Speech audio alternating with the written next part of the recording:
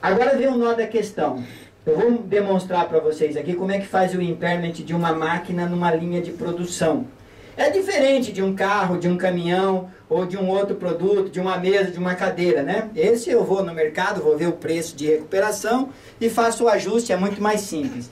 Mas uma máquina na linha de produção é o processo mais complexo de impairment a ser feito.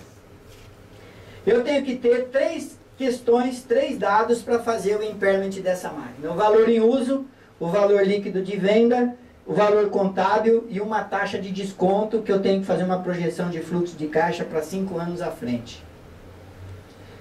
Como é que eu vou fazer uma projeção de fluxo de caixa dessa máquina, desse ativo, se a minha contabilidade passada não reflete o caixa dessa máquina? E como que eu faço esse controle? Plano de contas, centro de custo. Plano de contas passa a ser uma peça extremamente importante, científica agora no processo contábil, para nos dar a informação que nós vamos precisar lá na frente, né? Muito bem. O que é um valor líquido de venda? A melhor evidência é um contrato entre as partes, obviamente, né? Interessadas. Se eu não tenho a primeira evidência para chegar no valor líquido de venda desse ativo, eu vou achar um preço de mercado ativo para esse referido ativo. Procuro no mercado quanto que alguém me pagaria por esse ativo. Se eu não tenho nem o primeiro nem o segundo, eu vou procurar ativo semelhante e transações do mercado recente para esses ativos semelhantes. Então são três opções que eu tenho para chegar no valor líquido de venda. E, logicamente, deduzindo as despesas legais para vender, né?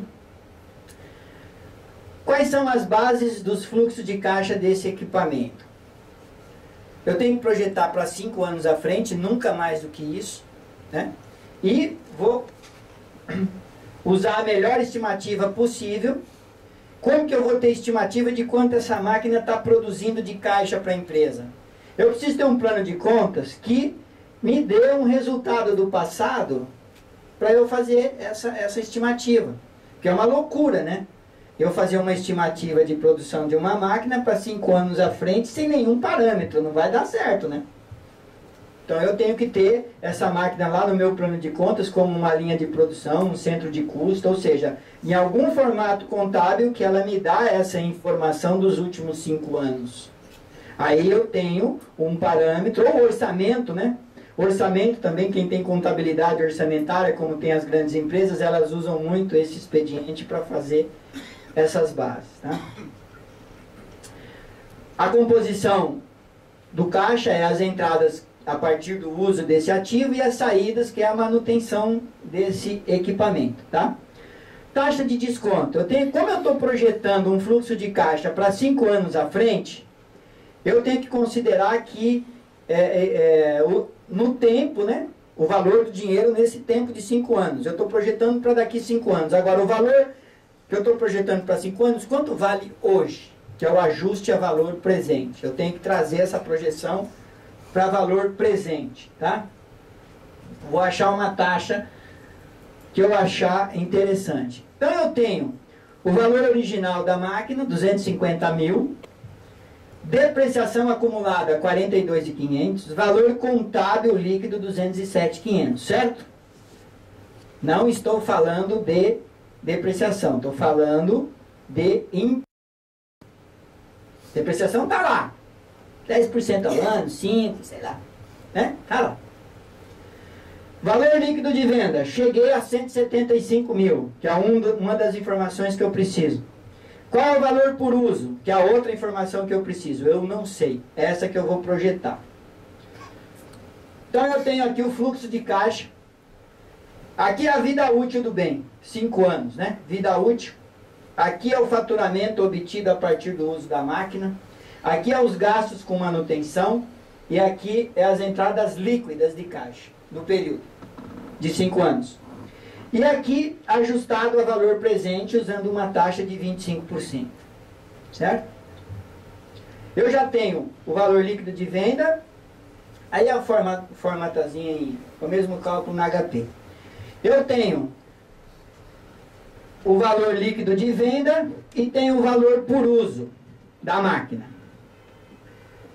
Diz a regra o seguinte: dos dois cálculos apurados, utilizar o maior valor como recuperável. Então, dos dois cálculos, o recuperável é o valor em uso, não o valor líquido de venda. É o valor em uso. O valor contábil da máquina é 207.500 menos os 181,15 e eu tenho uma perda por impairment de 25.985. Gente, não use essa palavra provisão aqui, que não é provisão, tá? Tá errado esse termo aí. Inclusive o pronunciamento traz errado. Isso não é perda por impairment, não é provisão para perda, é perda, tá? Provisão é quando é improvável ainda, não está certo e tal, né? Tem nada a ver. Aí é perda mesmo, tá bom? Então eu faço lá, ajusto o meu bem. E aí eu passo a ter uma nova vida útil. E passo a ter uma nova base de depreciação.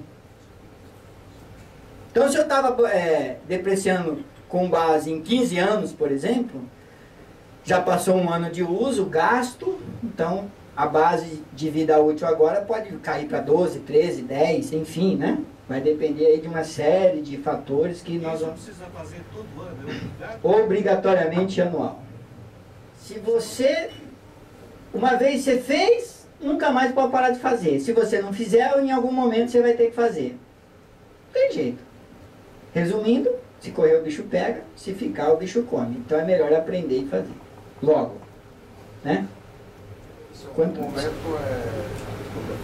não é algum momento não, é a partir de janeiro de 2010. Em 2012 vai ser requerido.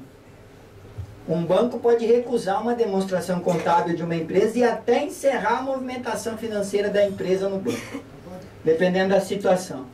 Especificamente indústria, porque às vezes tem um grupo de máquinas, você não pode... Ah, então, eu vou falar agora, ó. Unidade geradora de caixa. Então, de repente eu vou ter um problema aí com uma máquina, não vai dar para fazer. Eu posso criar uma unidade geradora de caixa, que é uma linha de produção, né? Eu não sei se está aqui o exemplo, mas tem um caso, por exemplo, você tem uma mina de ferro lá, extração mineral. Por exemplo, sapato, que é uma linha de produção. São várias máquinas fazendo o mesmo objetivo. Não, mas nesse caso não. Nesse caso você vai ter que fazer por máquina. Mas não nesse padrão aqui, não precisa. Digamos assim, o calçado tem. Você está fazendo montagem. Tem 4, 5 máquinas. Você está fazendo a produção também. A montagem só. São etapas. São. Então, Mas se são etapas, tem que fazer. então, são etapas. Então não pode ser feito por etapa. Por isso que em vez de ser por máquina, um grupo de máquinas da etapa. Aí você pode fazer pelo método da unidade geradora de caixa. Fazer a linha de produção como um todo o processo produtivo como uma unidade. Aí pode. Porque para pequena empresa. Aí pode. Só que você tem que mudar, você tem que reclassificar o balanço, né? Você não pode deixar um ativo imobilizado lá como máquina. Você vai ter que deixar a unidade geradora de caixa. E dentro dessa conta contábil você vai ter que especificar os valores das máquinas, tudo direitinho lá. Para criar o valor contábil da unidade geradora, né? Senão fica muito complicado para trabalhar com contabilidade. É nada, rapaz. Ficou fácil pra caramba. Porque agora a gente vai aplicar a ciência da contabilidade. Agora a gente sabe o que fazer. Antes a gente sabia, mas nem fazia. Não, e pode acontecer também que no primeiro momento você faz o alinhamento e se tiver dentro dos padrões que você determinou, chega no final do ano você vai fazer a composição, tá alinhado. Olha o que ele falou aqui, ó. Já captou. Dentro dos padrões que você determinou. O que o FRS defende? Se você entende e demonstra isso, por exemplo, numa nota explicativa, de que aquele padrão que você determina para a sua contabilidade é o mais relevante para a sua informação contábil pública, perfeito. Acabou o problema. Você se adapta. É exatamente isso que você falou. Entendeu? Você pode resolver o problema aí. Né?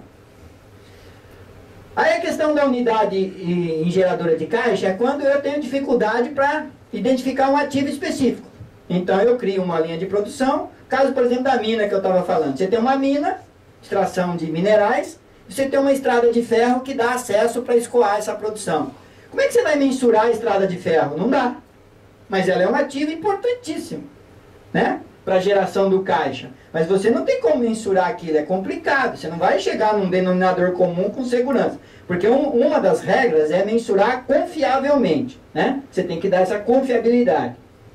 Essa é uma das regras para mensuração. Aí o que eu faço? Eu crio a mina como um todo como uma unidade geradora de caixa para fazer a depreciação. E o teste de impairment, né? Você pode fazer por esse método, não tem problema nenhum. Muito bem. Aí é o caso da mina que eu falei, né? O caso do ônibus, por exemplo. Olha que caso interessante. Uma empresa de ônibus, ela tem 5 linhas, concessão da prefeitura. Uma das linhas é deficitária. Dá prejuízo. E prejuízo significativo. Para eu fazer o controle, depreciação e perda e impairment de linha individualmente, eu vou ter um problema com a linha deficitária. Certo? Porque ela é negativa, né? Não dá para fazer isso negativo. O que eu faço? Eu pego as 5 linhas, crio uma unidade geradora de caixa de 5 linhas, que o déficit daquela uma vai ser absorvido pelo lucro das outras, e eu tenho o valor contábil para fazer a avaliação, né? Esse é o caminho correto. Tinha esquecido desse exemplo aí. Como é que eu vou identificar entradas de caixa? Depende de como a empresa é administrada. É uma regra de cada empresa, como que ela vai administrar as suas entradas, né? Linhas de produto, tipos de negócio, localidades isoladas, áreas distritais, enfim. Inclusive para o relatório sobre IFRS 8, que é o relatório por segmento também. E o ágil? E o goodwill? Será que a gente não sabia que tinha que contabilizar esse negócio?